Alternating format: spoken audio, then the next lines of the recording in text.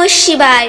নমস্কার বন্ধুরা, আর কিছুদিন পরে চলে আসছে মহাশিবরাত্রি ব্রত, দেবাদিদেব মহাদেবের আরাধনা করার সর্বশ্রেষ্ঠ দিন মহাশিবরাত্রি। এই দিনে ভক্তরা পুজো করলে বাবা ভোলেনাথ ভক্তদের মনোবাঞ্ছা পূর্ণ করে। ফাল্গুন মাসে কৃষ্ণপক্ষে চতুর্দশী তিথিতে শিবরাত্রি পালন করা হয়। শিবরাত্রি কথাটি দুটি শব্দ থেকে এসেছে, শিব ও রাত্রি, যার অর্থ শিবের জন্য রাত্রি। তো চলুন বন্ধুরা, আজকের ভিডিওতে আমরা জেনে নেব 2025 সালে শিবরাত্রি বা শিব চতুর্দশী ব্রত কবে পালন করা হবে, পঞ্জিকা অনুসারে সঠিক সময়সূচি, শিবরাত্রি পুজো কবে হবে, শিব চতুর্দশী তিথি কতক্ষণ থাকবে এবং শিব চতুর্দশী পুজোতে কি কি উপকরণ লাগবে, এছাড়াও ঘরোয়াভাবে শিব পুজোর নিয়ম মন্ত্র সমস্ত কিছু আমরা জেনে নেব আজকের এই ভিডিওতে। এই ভিডিওটি দেরি না করে শুরু করা যাক।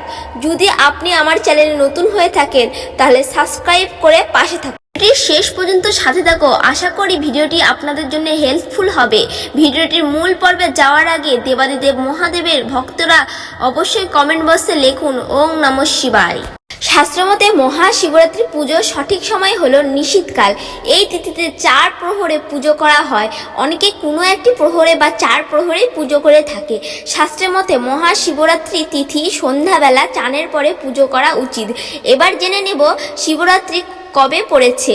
এই বছরে 26 শেষে ফেব্রুয়ারি 2025 বুধবার। এবার জেনে নেব যে শিব তিথি কখন শুরু হচ্ছে। বুধবার সকাল 9:42 থেকে শুরু হচ্ছে আর সমাপ্ত হচ্ছে পরের দিন 27 ফেব্রুয়ারি বৃহস্পতিবার সকাল 8:31। যেহেতু শিবরাত্রি পুজো সন্ধ্যাবেলা করা উচিত, সেই জন্য 26 ফেব্রুয়ারি বুধবার মহাশিবরাত্রি পালন করা হবে। যারা সকালেই পুজো করতে চান বেলা 12টার পরে পুজো করতে পারবেন উপবাস থেকে। শিবরাত্রি ব্রত পালন করার আগের দিন সংযম করতে হয়। এই দিনে সেদ্ধ চাল আর আমিষ খেতে নেই। আতপ চালের সেদ্ধ ভাত খাওয়ার নিয়ম রয়েছে এই দিনে। এছাড়াও কেউ চাইলে ময়দার তৈরি জিনিসও খেতে পারবে, তবে সন্দেশ লবণ দিয়ে রান্না করতে হবে। এই দিনে সাধারণ লবণ খেতে নেই। ব্রতের দিনে উপবাস করতে হবে। নিষ্ঠা করে কিছু নিয়ম মানলে সমস্ত মনোবাসনা পূর্ণ করে দেবাদিদেব মহাদেব। এবার জেনে নেব যে শিবরাত্রি পালন করার জন্য কি কি উপকরণ লাগবে। গঙ্গা জল, দুধ, ঘি, মধু এবং চিনির মিশ্রণ। এছাড়া আপনারা যদি কোনো ফল দিতে চান তবে 3 রকম, 5 রকম বা 7 রকমের ফল দিতে পারবেন। এছাড়া বাবার পছন্দের ফুল দিতে পারবেন, যেমন ধুতরা, আকন্দ, আরও অন্যান্য ফুল। কিন্তু আকন্দ ফুলের মালা দিলে বাবা মহাদেব খুব খুশি হবেন। থেকে গুরুত্বপূর্ণ জিনিস হলো বেলপাতা, কেননা বেলপাতা দিলে তুষ্ট হন বাবা মহাদেব। এবার জেনে নেওয়া যাক যারা বাড়িতে পুজো করবেন কিভাবে শিবলিঙ্গের অভিষেক করবেন। প্রথমে আসে শিবলিঙ্গের নিয়ম। ভর্ষ দিয়ে বাবার অভিষেক করলে খুব ভালো হয়। তবে যদি ভর্ষ না থাকে তাহলে ঘি, মধু, দুধ, সিদ্ধি দিয়ে আর বিশুদ্ধ গঙ্গা জল দিয়ে অভিষেক করানো যায়।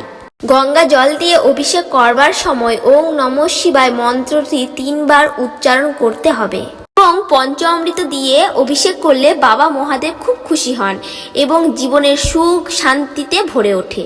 এছাড়াও ডাবের জল দিয়েও অভিষেক করানো যায়। সবশেষে অভিষেক করানোর পরে শিবলিঙ্গটি পরিষ্কার জলে ধুয়ে নিতে হবে। এরপর ফুল, বেলপাতা, মালা অর্পণ করবেন।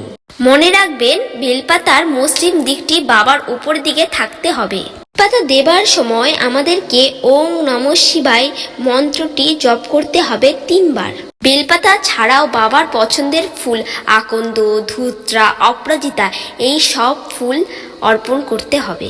আর এর সাথে দূর্বা ঘাস অর্পণ করা খুব ভালো। বাবা মহাদেবকে দূর্বা অর্পণ করলে সুখ সমৃদ্ধিতে ভরে উঠবে। নমস্কার বন্ধুরা, আশা করি আপনাদেরকে এই ভিডিওটি ভালো লেগেছে। তবে আমার চ্যানেলে নতুন হয়ে থাকলে সাবস্ক্রাইব করে পাশে থাকুন। ওং নমঃ শিবায়।